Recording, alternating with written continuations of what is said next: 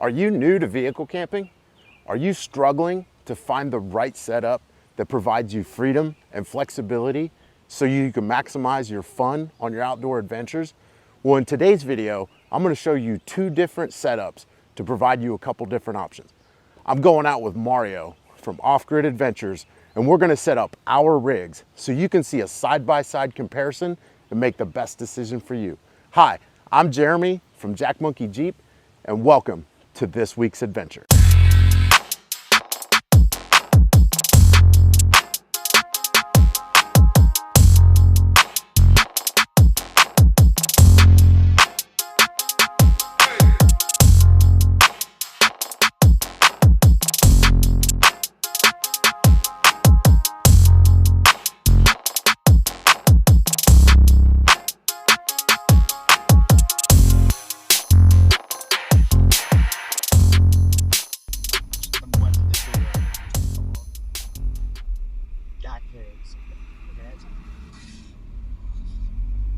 All right, so now we're on our way to meet Mario.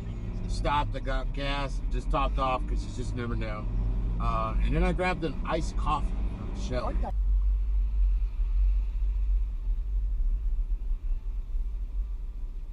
Well, hello. Everything good? Yeah, it is good. I think right by there's like a campground out there by Devil's Elbow. Okay, if you want to, go ahead. Follow me. All right. So the plan is this morning, we are going to go into Devil's Elbow. There are all kinds of forestry roads and trails down in there. We'll pull over and hook up everything. If not, I jumped on the interstate, jumped on the interstate. There you go. All right, now we're turning left here to go down by the Elbow Inn bar and barbecue pit.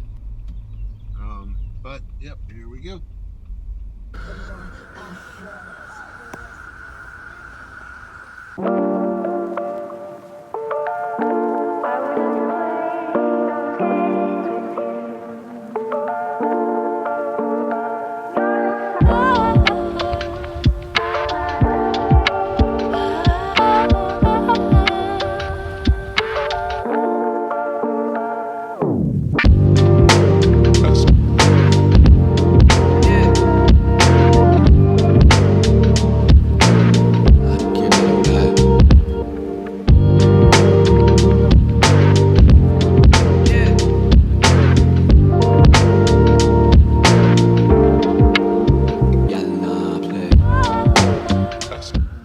Hey, we've made it to the end of this trail, and as you can see, there is some pretty decent spot right here. Here comes Mario. I don't know, this looks pretty good to me. Yeah, let's maybe go back up there. Go back up there? Yep. So, all right, so you heard it. We're gonna get back in the Jeep and we're gonna head on up.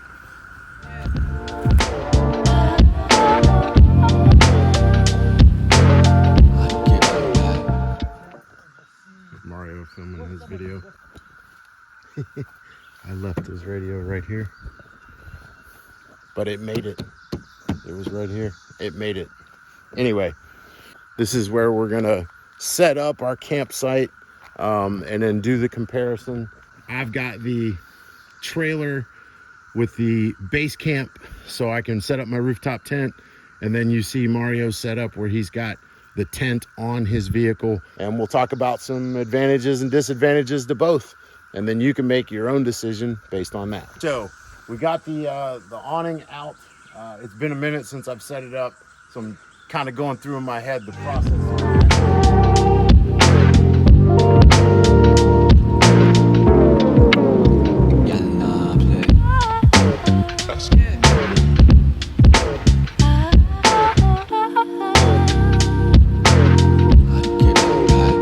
Let's do the tent.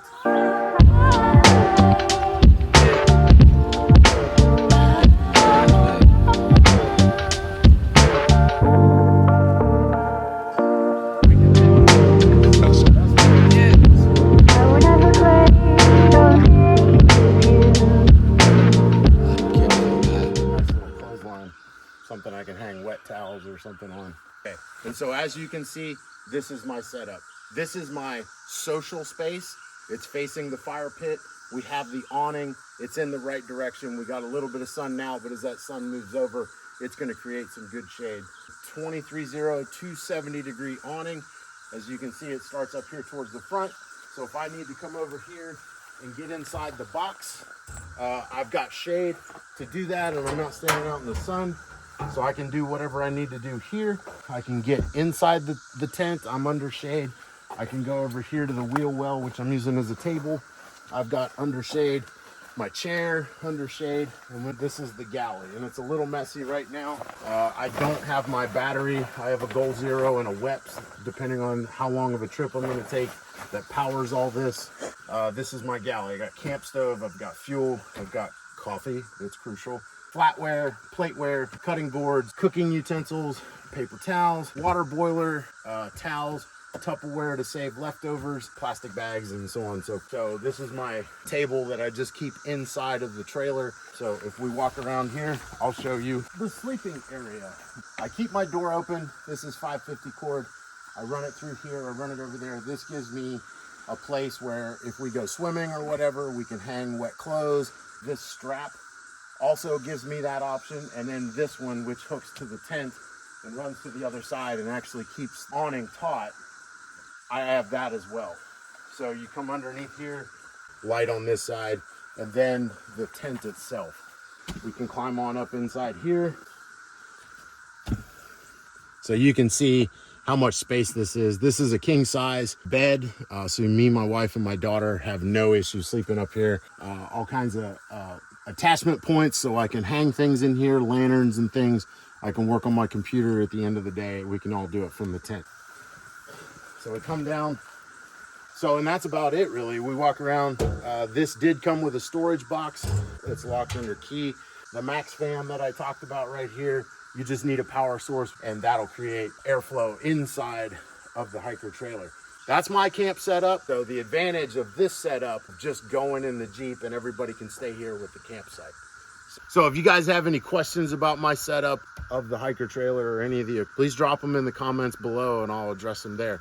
And then Mario, do you have any questions or anything? All right, so my first question is, what kind of tires are on the trailer? We can come over here and look. They're Goodyear Wranglers, 235, 75, 15s. So these are about a 31 equivalent, maybe a 32 equivalent. It has the capability of doing some light off-road, which we were doing today, basically on dirt roads, but I wouldn't want to take it on a Jeep Badge of Honor trail and try to run it through that. So what's like the max payload capacity of the trailer? That depends, right?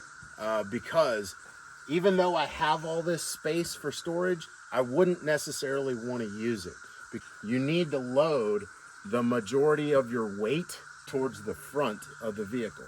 Something where it's going to actually attach to the hitch and stay grounded to the hitch. If you put all your weight back here, then you get this floating effect that can actually pull the rear end of the vehicle up in the air while you're driving down the highway. And in a rear wheel drive vehicle, that's where your drivetrain comes from. That's not really safe. Even though I may have the total capacity to pull or to load this thing down with a lot of weight, I don't necessarily want to do it. And then whenever I do load it down, I make sure that all my weight goes towards the front. My question is, have you been in any conditions where you either couldn't back out and you had to drop it, or it was hard to back out and it took a lot of time? You know, those nightmare towing experiences that some folks have? No, I've personally not. When you took off, I started to pull out and turn right to follow you, and I realized I wasn't going to make that turn, so I had to back up. That got a little gnarly because there was a tree behind me, and so I just took it easy, did a couple point turn, and went around and got out. When you are with a trailer, it helps to know how to back it up, especially if you're all by yourself. But it is relatively easy to back up, but if you're not comfortable with it, just err on the side of caution. And now we transition to Mario's setup, where he sets his tent up on his Gladiator. We'll discuss the advantages and disadvantages of both. You guys have definitely seen my tent before, and one thing that I don't necessarily like about it, but is also a safety feature, is that I have to use the key to open it and close it. I wish there was a way that I could leave it unlocked, like maybe still have a key so that if I needed the key, I could lock it, but leave it unlocked for my relatively, rural experiences where I don't have to necessarily worry so much about somebody messing with my tent. So now that I have it unlocked, I'm gonna go ahead and put my key away. And it did take probably 20 minutes to set up that trailer for camping. Once I get the 4 tie down points undone, it'll essentially pop up and I'm pretty much good to go. So pop that up. And every time I deploy the tent, I drop these poles. I don't know what it is.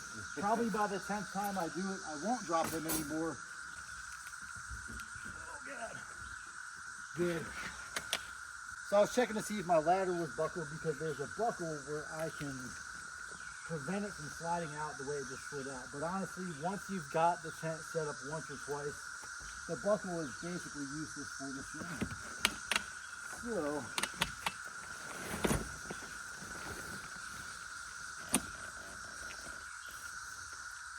So generally, that's pretty much it. I've got to get this thing, let's see, I'll put this one up, but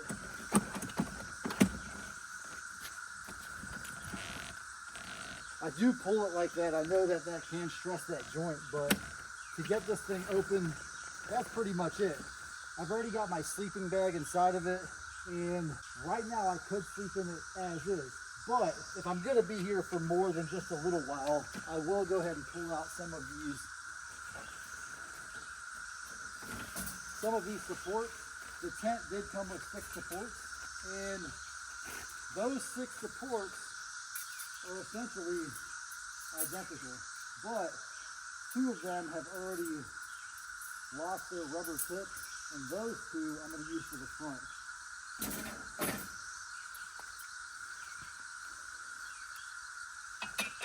So this is the Nature Nest and I picked this up off Amazon just this season because I wanted a hardcover rooftop tent that was easily deployable. And this one was only about $1,000, and then plus shipping. Shipping turned out to be about $400, and the total deal was about $1,400. And I did find other deals as well, but those deals were also essentially $1,400. So if the price was a little higher, the shipping turned out to be a little cheaper. So realistically, expect to pay about $1,400 for this tent if you need it. So the front of the tent, it does also have those same spots, but because this rack is shorter than the height of the cabin on the vehicle, I can't use those poles there. So this side essentially just lays like that. I do have somewhat of a little bit of a rain area right here if I need to stand. It's not very much. If I really was going to use this for rain, I'd probably end up just getting inside of the tent, and that would be more comfortable than trying to stand under here. Unless, of course, I am cooking. But I do have some strips of USB powered lights, and I do have a power station that I'll show you guys here in a minute that controls everything, as well as powers all of my cooking supplies. Let's move over to the back. So I will go ahead and set up the side here, because this side is where I can cook my dinner. If I don't want to pull out my table, I can just cook right on this surface right here. If I put the bed up, if I put the tailgate up, then this will actually give me a little bit of cover as well for the rain. So that just goes up like that, bends right in, and then one more, same thing. And so now the tent is set up the way I would sleep in it. So one thing I want to tell you is there is a pole inside of here, and that pole, I do usually have to pull it a little bit to get this to rest all the way. But inside of here is essentially the same size as a full bed. So just like with the trailer there, but you could fit 2 adults and 1 small child in here. It would be a very tight fit. So, make sure that you're comfortable with whoever you're sharing the space with. And in fact, I would recommend 2 adults max is the actual capacity. While we're back here, let me show you a little bit of my setup. I am traveling this week, and I'm gonna pull this stuff out because I'm gonna leave the Jeep at the airport. So my battery's dead, my fridge is dead, but usually I have about a 10-day supply of power with the power station here. And my fridge is on a slide, so if I need to access the fridge, I can get into that fridge and get whatever I need to cook. Once I've got my food out of my fridge, then I have inside of the deck drawer system here, essentially all of the things I need to cook. I've got a gas stove, another gas stove. I have this electric induction cooktop, so if you have a metal pot, it heats the pot directly. Perfect for a quick meal. I've also got my Keurig coffee maker, air compressor. I have in here quite a bit of utensils, extra coffee pods, and other things. It's really just stuff that I don't use unless I just need like a last minute extra pot or pan or, excuse me, extra cup or plate to share a meal with someone else. I do have this poncho right here if I needed it. I haven't had to set it up because I mostly don't really camp in the rain, but if I needed to, I'm sure I could make a way to get this over the edge of the tent here so that I could have a little bit of protection from the rain. Back on the back here, I'm not gonna pull it out, but inside here I do have my cast iron skillet, and I absolutely love cooking with the cast iron skillet with the induction cooktop because all of that energy goes into heating that skillet, and so I don't use a lot of energy to cook, but the skillet remains hot because it's cast iron. So once it gets heated up, just a minimal amount of energy to keep it going. Then over on this side, I have another coffee mocha. I have some more canisters for fuel, so if I do need to use my gas stoves, then I've got all that stuff in there. That pretty much is it as far as the things that I have inside of my Jeep. Now this deck drawer system, I know you've got a Jeep, same size bed and everything. Yep. This thing weighs almost 200 pounds empty. And so I would say, I love the storage. I love everything in there. The thing it's very smooth. It rolls great. One of my goals with this Overland camper was to bring my family and possibly use that for the adults and maybe a tent for the kids or vice versa. And what I've realized as I've completed my build is that I, at this point, only have just enough payload capacity for my family and maybe some small accessories like a backpack a piece or something. So I did tap out the weight. The payload of the Gladiator Rubicon is 1,200 pounds, and I currently have about 600 pounds of gear between the tent, the fridge, the batteries, the deck drawer, and the upgraded front bumper and the winch. All that stuff is just about 600, maybe 700 pounds, depending on the difference between the things I removed and what I placed in there. So now that leaves me maximum 500 pounds. So 5 people, 500 pounds. Once my kids start to get older, I'll have to start thinking about removing stuff so I have more payload to haul the family. Is that you talked about a backpack a piece? Yeah.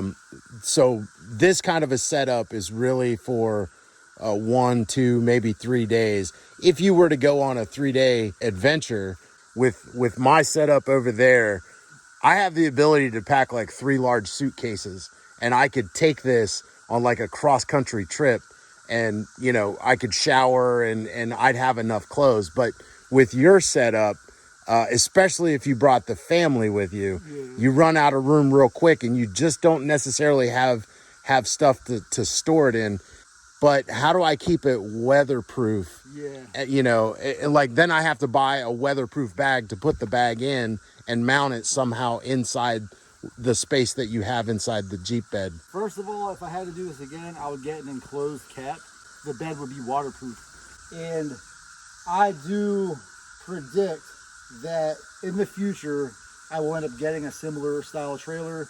That way, when we do go on our trips, I can have that compartment that maybe I put a small air conditioner in or something like that. That way, when the kids get hot or the wife gets hot, they'll have a nice comfortable place where they can cool off or whatever. So my goal when I take people out is to make them to make them comfortable in our travels so that they want to do it again. Because if you're not having fun, you're definitely not going to want to do it again in the future. Absolutely. Yeah. And Hiker, I didn't mention that, but Hiker Trailer does give you the option to put cooling systems that'll take the interior of that trailer down to a very nice, comfortable, cool 60 degrees. So right now, if my kids were here with me, I would let them sit in the trailer. I'd get the fan going. and you know they wouldn't be getting eaten by mosquitoes, and maybe we would go out and explore a little more because we've got everything set up. But right now, if I want to explore more, I've got to tear all this down and set everything back up. So Yep. for me, that's the biggest disadvantage to a rooftop tent is you're stationary once it's out, and if you want to move, you know, you gotta buckle everything back up. Whereas you could even have a third rooftop tent on your bed with your setup. You could take 5 people with you, and you got your place to sleep, they've got their place, and then someone else has the trailer. Like, the issue with where we're at is I want to not disturb this place as much as possible, and I'm looking at this burn pit right here, and where we're at, this kind of pisses me off. This is not the way we're supposed to leave these kind of places. Nope. And somebody came out here, they brought wood, they brought cardboard, they brought beer cans. They had a small fire, and then they just left all their trash here. Get a trash bag and throw it in your trunk. It ain't that hard, right? Right. These off-grid campsites, like you typically find stuff like this, a lot of beer cans left, and even not beer cans. There's a Red Bull can. Yeah, just a good note here is if you bring it in, take it out. Be responsible. I got trash bags. You wanna clean this thing up? Yeah, we could clean it up. Yeah, let's do that. Okay.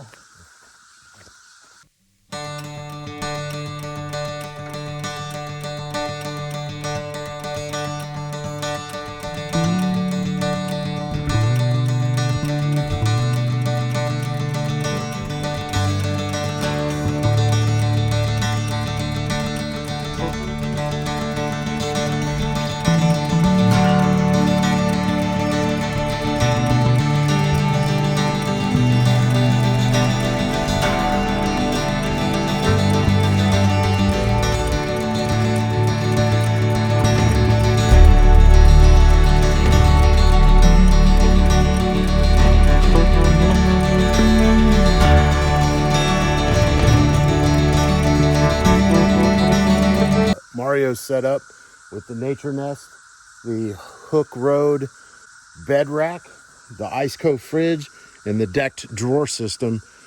His setup is extremely nice because he can set up and be done in 3 to 5 minutes, as he said. He can tear down in 3 to 5 minutes. It doesn't have to be packed away perfectly. And then you have my setup. The advantage with my setup is I set it up and now I can go in the Jeep and do what I want to do. The disadvantage here, it takes a little bit of time to get it all set up. As you can see, it took me probably 20 minutes, give or take, and the tent isn't even completely set up, but I generally have everything set up to just sit around, relax, and then if we decided to cook food, obviously that's more and everything, but it's generally set up, and that's generally how I leave it. So hit us down below in the comments which one you prefer. Do you prefer Mario's setup, which is quick, easy, expeditionary, but the disadvantage is he has to put it all away if he wants to go somewhere? Or do you like my setup that's comes with a little bit more, has a little bit more storage space, takes longer to set up, but once it's set up, I can go where I want and then come back to this location as I see fit. So let us know. So that's all we got for today's video. Hope you really enjoyed it. Thanks to Mario and Off Grid Adventures for coming out. So you see the advantages and disadvantages to having your tent attached to your vehicle and being expeditionary and light, and then having a base camp set up, but you have the advantage of dropping it, leaving it, and going and checking things out and coming back to it. So whether you're an off-the-grid camper or you like to go to KOAs and whatever, either way will work for you. And I would just suggest that if you're just getting started with this, just go do it, right? Sleep inside your vehicle. Whatever your comfort level is just get out and give it a shot. So hope you guys enjoyed this. Hit that like and subscribe because that helps the channel out. And as always, get out, enjoy your weekend, and we'll see you next time on Jack Monkey Jeep.